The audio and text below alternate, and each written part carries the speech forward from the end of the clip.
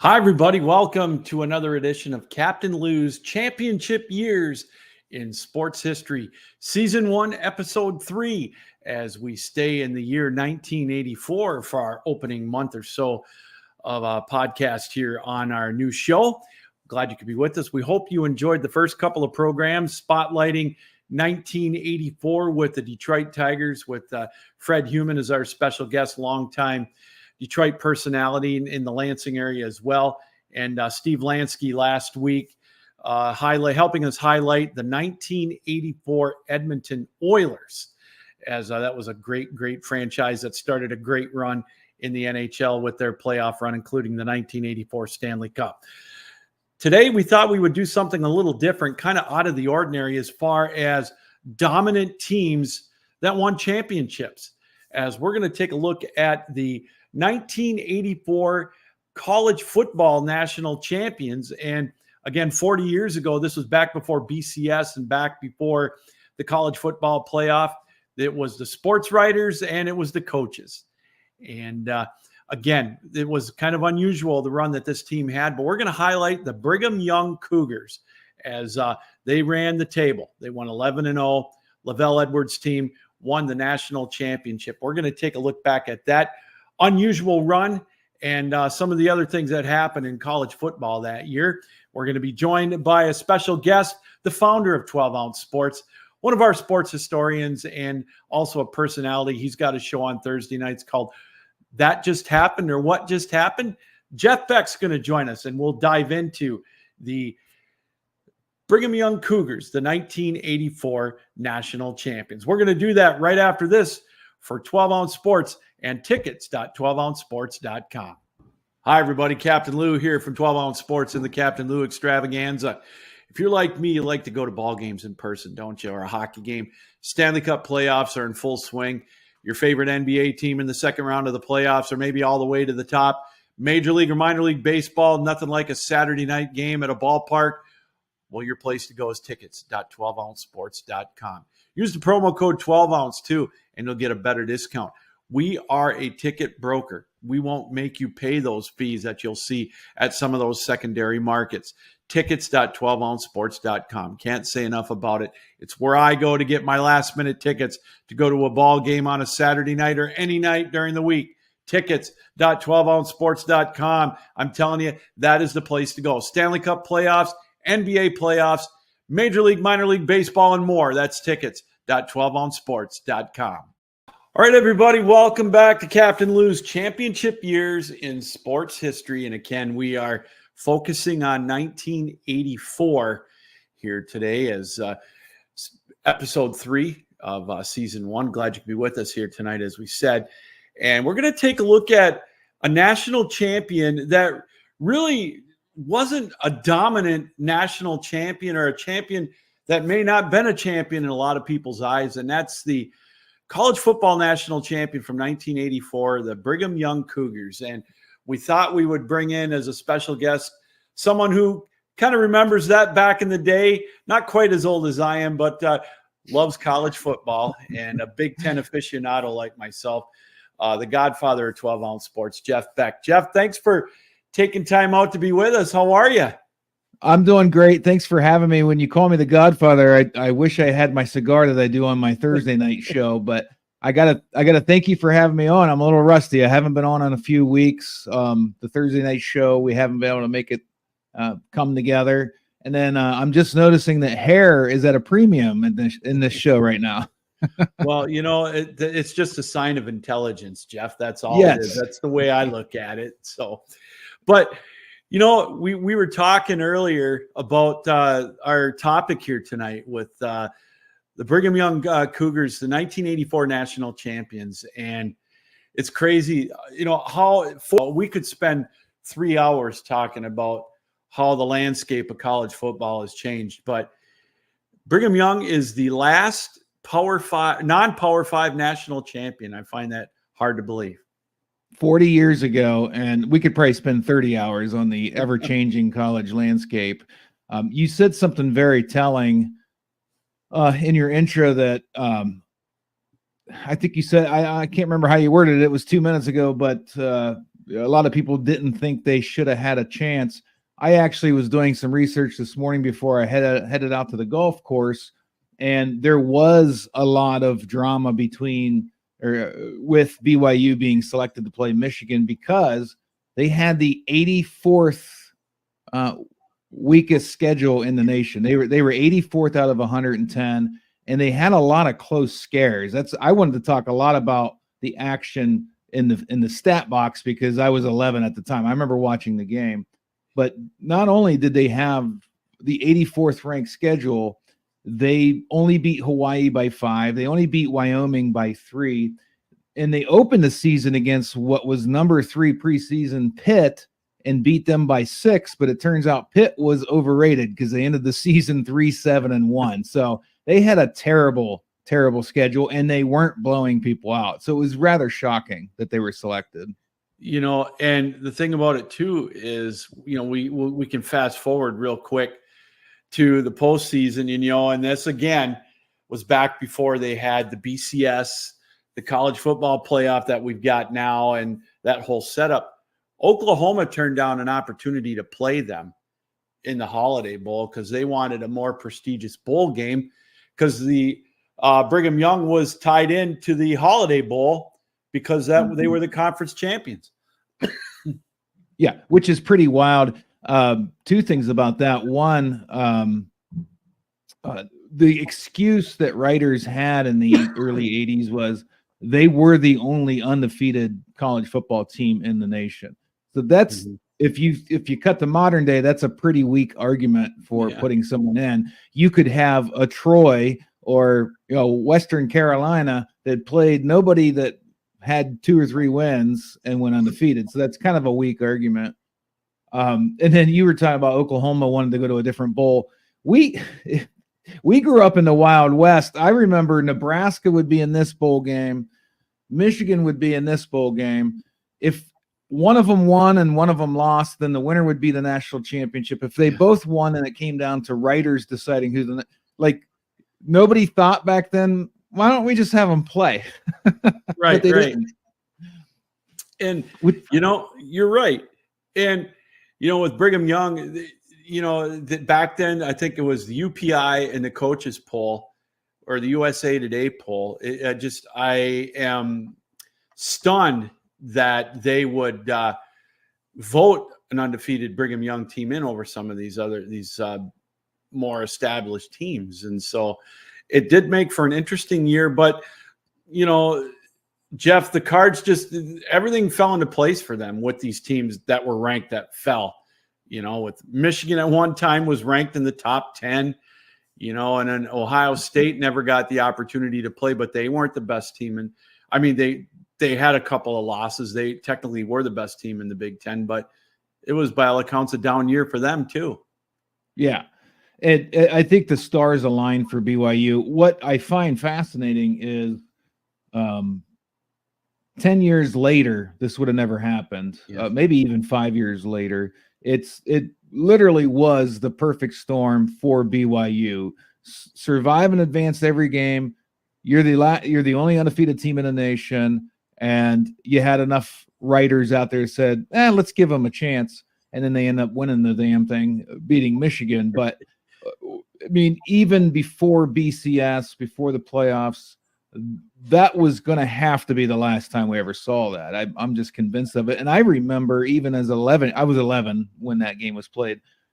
I remember hearing people say, oh, well, this is going to open up new doors for the smaller schools. And it didn't. It shut the door pretty tight. Boy, it sure did. And, you talked about how Brigham Young opened up the year with a game against the number 3 team at the time in the Pittsburgh Panthers. They had some great teams in the 70s. They came into that year, with some promise, but the Cougars beat them. So then they went into their next game against Baylor. And Baylor back then really, Jeff, wasn't a team that was, maybe considered as great or as they, are now. They've really enjoyed some success recently. But Brigham Young had a quarterback by the name of Robbie Bosco that started putting up some monster numbers. And he had one hell of a game against Baylor with almost 500 yards passing. Yeah, 6 touchdowns in that game too.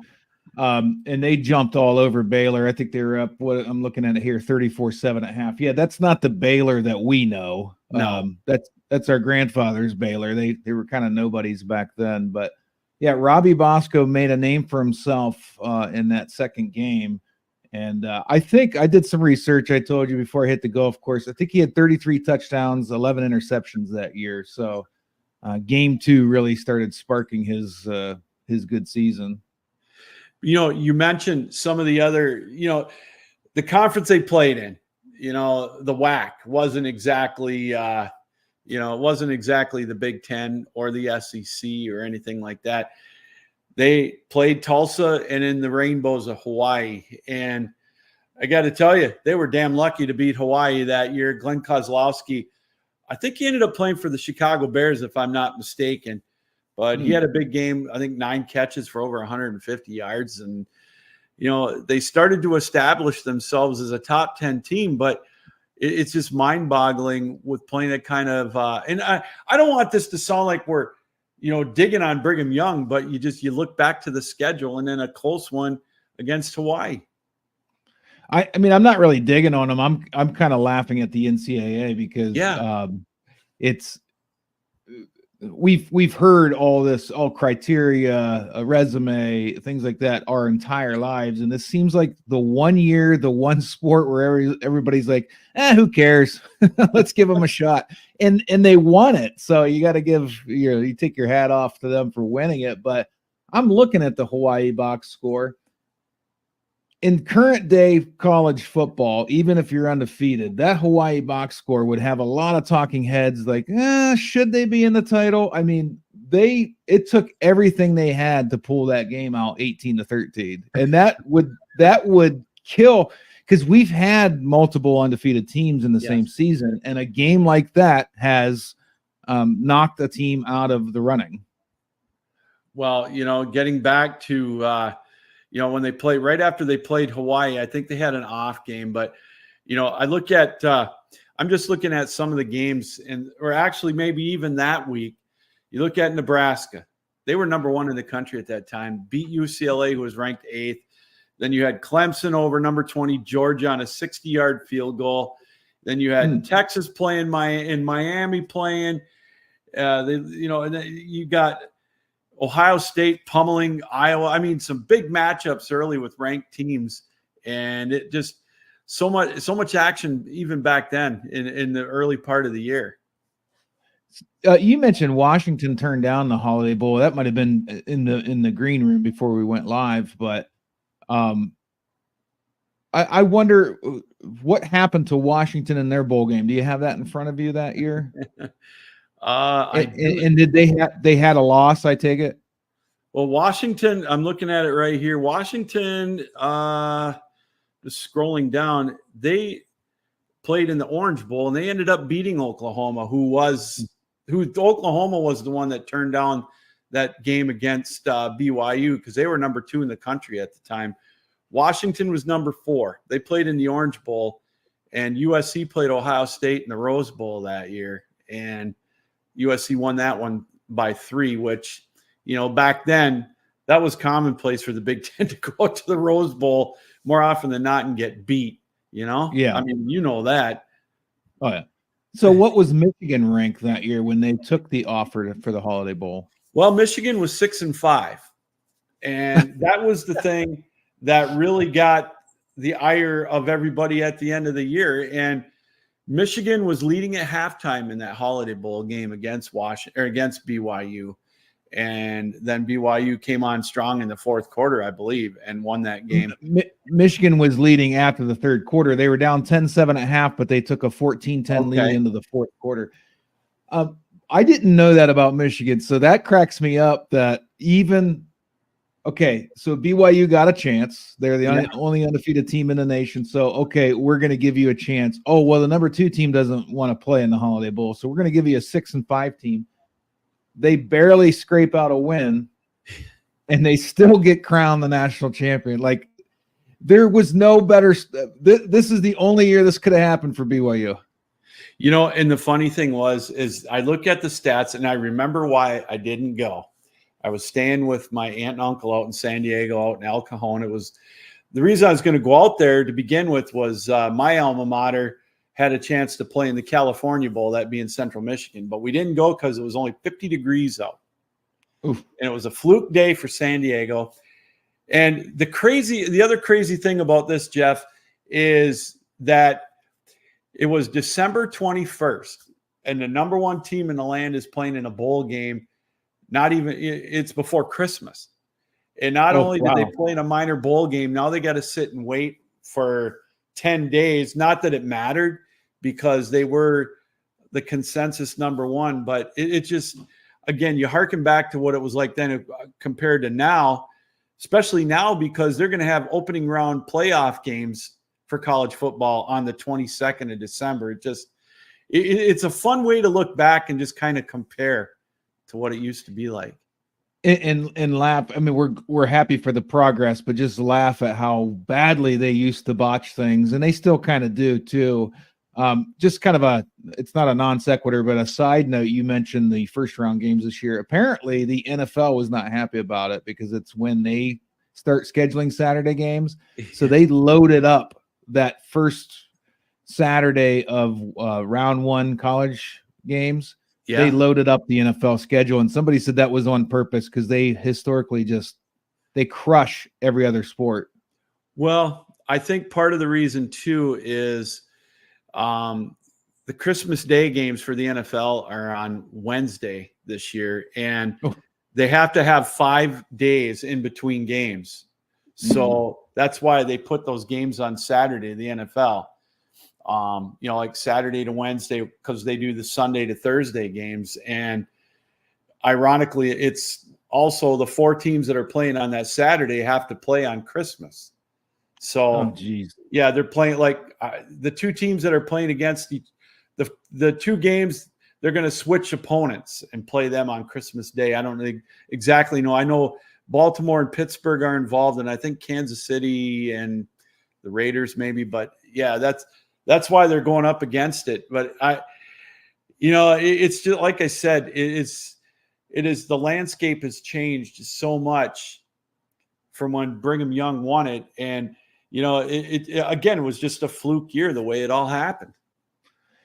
I'll keep using the term perfect storm. And I think, maybe Lavelle Edwards being the coach, I don't know that, was he that well established at that point? I want to see his first. Well, yeah, he had been coaching 12 years by then. Yeah. Maybe that helped with the name recognition.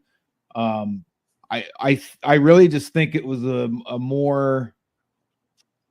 I think maybe the people voting, it was a more innocent look at college football. Like it was more nostalgic. They thought there was some kind of benefit to being undefeated. I don't know. It's a different time now. So many analytics go into the game now. They have all kinds of stats. They know the strength of conference, strength of schedule. Brigham Young should be thankful it was 1984, not 1994. And you said it before we started the show. It's the last non-Power 5 to win a title. And at the time it was the first in like 15 years. There hadn't been one for 15 years before that either.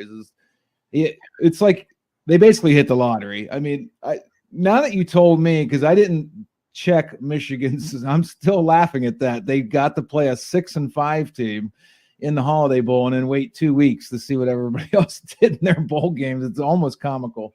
Well, and it's funny is they were, back then, obviously, there was still only 10 teams in the Big Ten. Yeah. Michigan was 7th in the Big Ten. Wow. They lost to both Ohio State and to Michigan State that year.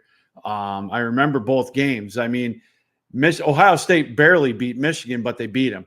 And I think Michigan lost to Michigan State 19-7 or something like that. So this definitely was not one of it.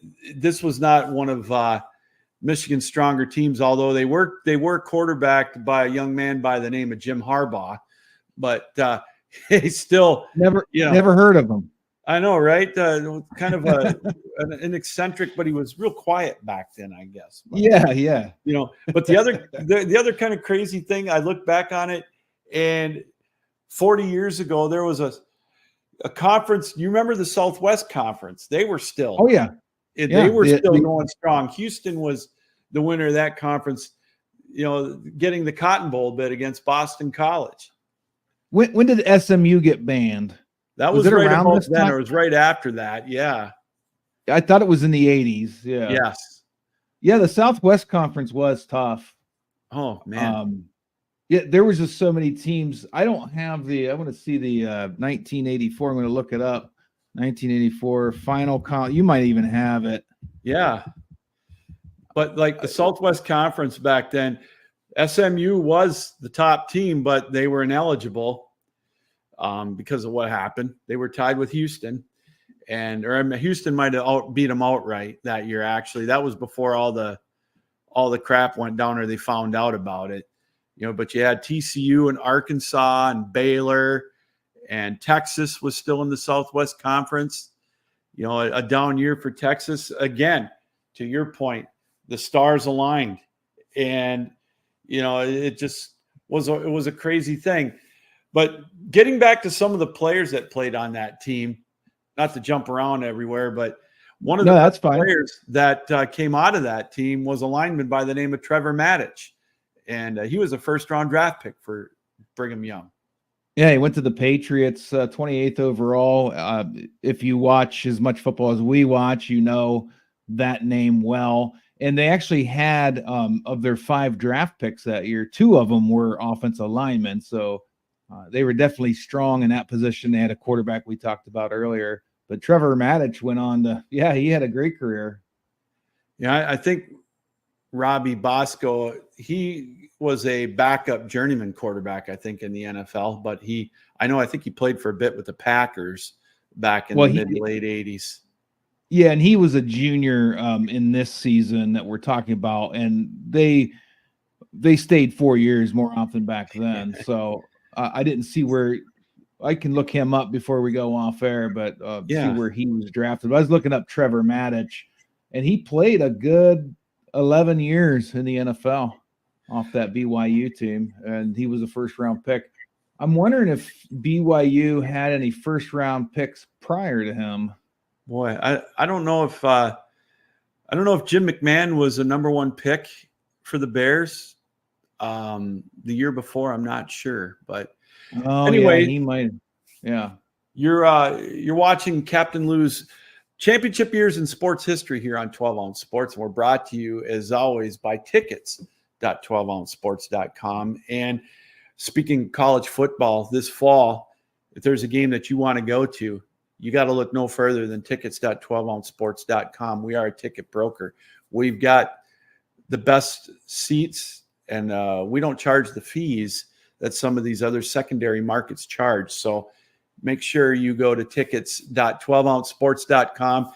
And, we had great seats available this year for the everything, the national tournament for college basketball, the Frozen Four.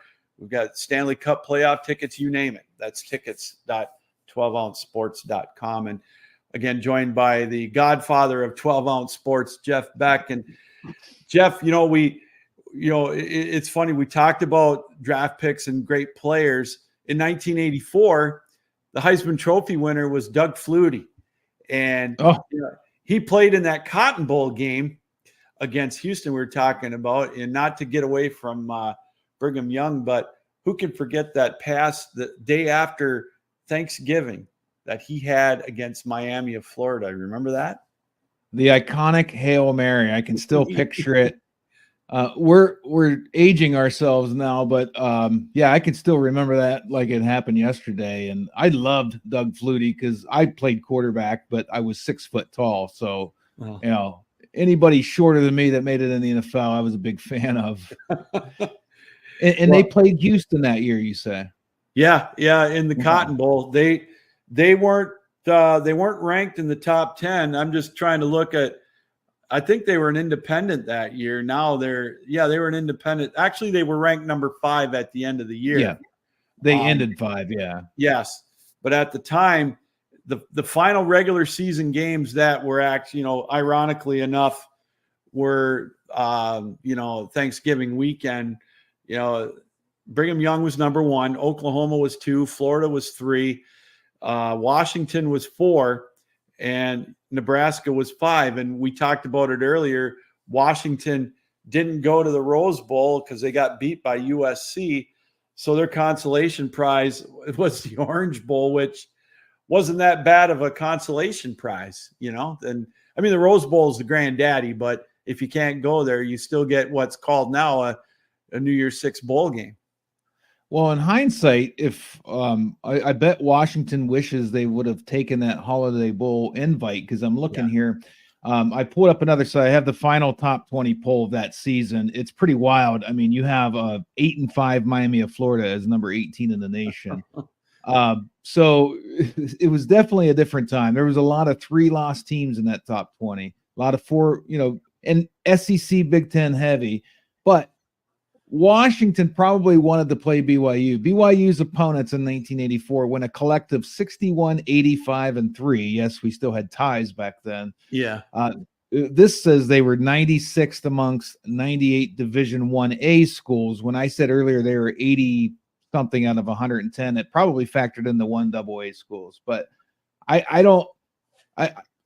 thinking in the 80s and the 70s, it was more honorable to go to the Rose Bowl or the Orange Bowl than to go to the Holiday Bowl and try to get some kind of writer's title. I don't understand what Washington was doing. They should have taken that challenge. Boy, you would have thought, but it's like you said, hindsight's 2020. And you talked about the schedule strength of Brigham Young a few times.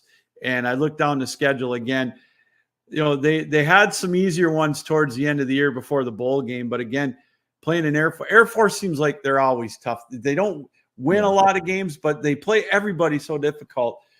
They needed all of almost 500 yards passing. Brigham Young did to beat Air Force. Bosco had 485 that game. And, we keep going back to it. How did they get to be 11-0 and how did they get to be number 1? Yeah. I would be interested to see, I don't know where you can find the data 40 years later, but if they started the season or ranked, and I'm going to go to Pitt, I go to the Pitt game, they were not ranked preseason, BYU. So they beat the number 3 team, which we now know is a false ranking. Yeah. Because Pitt only won 3 games that year. That win jumped them immediately up to number 13. They spanked Baylor, and then they jumped into the top 10. So they basically beat a team that shouldn't have been ranked number 3 to get themselves in the top 10 or top 15.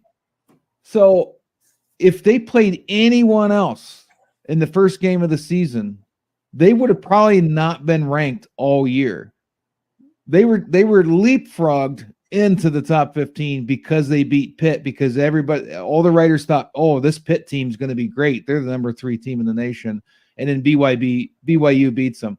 That's pretty crazy to think about. Well, and you brought up some great points. And then I'm going to use Michigan as an example. They ended up 6-6 with that loss to Brigham Young.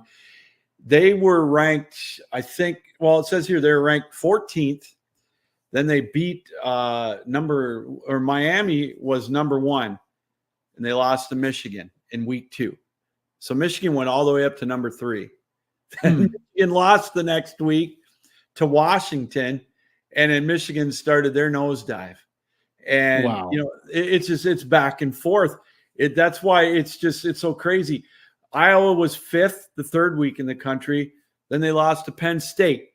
It just back and forth you went, and it's just surviving that. And I guess that's probably why they were number 1, because they were consistent, even though they had a very insignificant schedule, if you will, in the WAC. So it's crazy.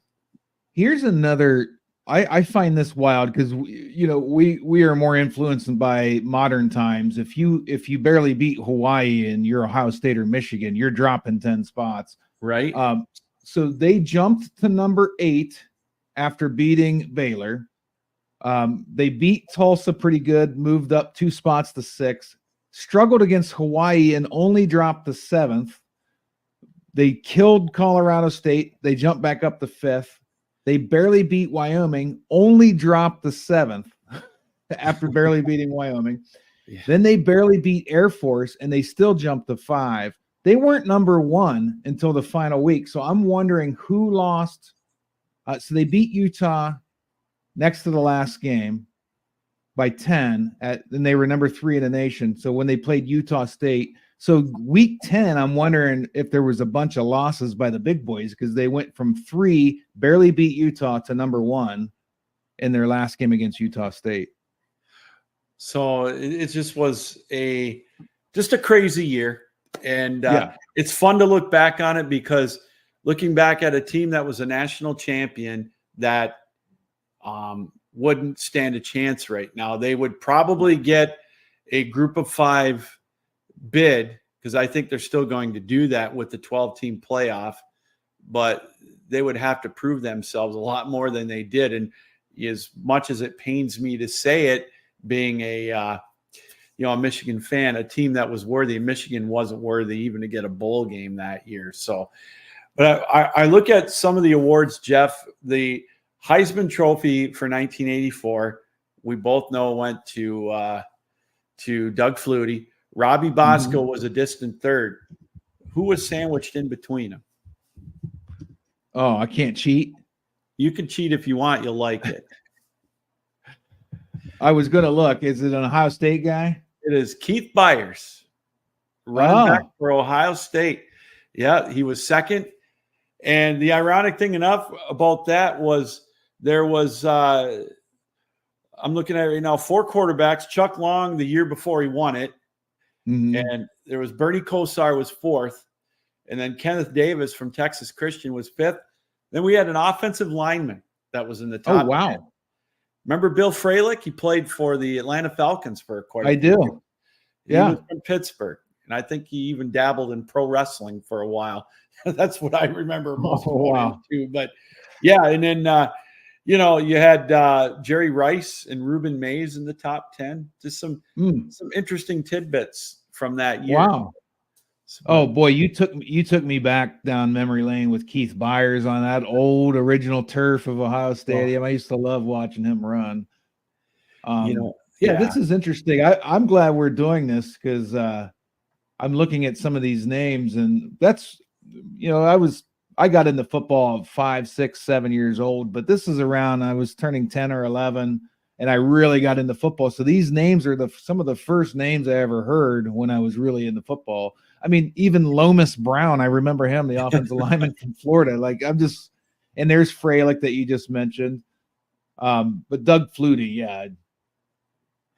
I was a sophomore in college, and it was obviously being a Michigan fan. They're just that year. You just knew after they got beat that it just wasn't their year, and it just again was an odd year. And it's funny, you look back on it. Back then, Nebraska was in the Big 10 or the Big 12 or Big 8, I think, at the time, or whatever. Right, 8, yeah. And Texas was still in the Southwest Conference, and some of these teams that were independents, and Notre Dame was the hated rival. If you're not a Notre Dame fan, if Michigan played them, it just, and I'm not saying college football is any better or any worse back then, but it just, I don't know. It is fun to look back on, and that's kind of why we do this show, and kind of a retrospective of some of the games. And that's why I kind of wanted to maybe spotlight this team, because it was an unusual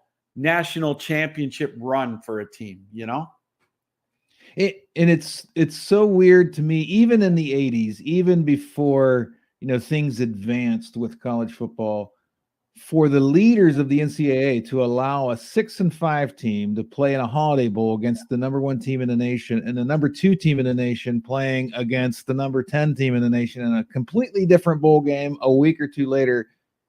I can't even think, what were they thinking? But I think the ties to bowl games back then was the most important thing.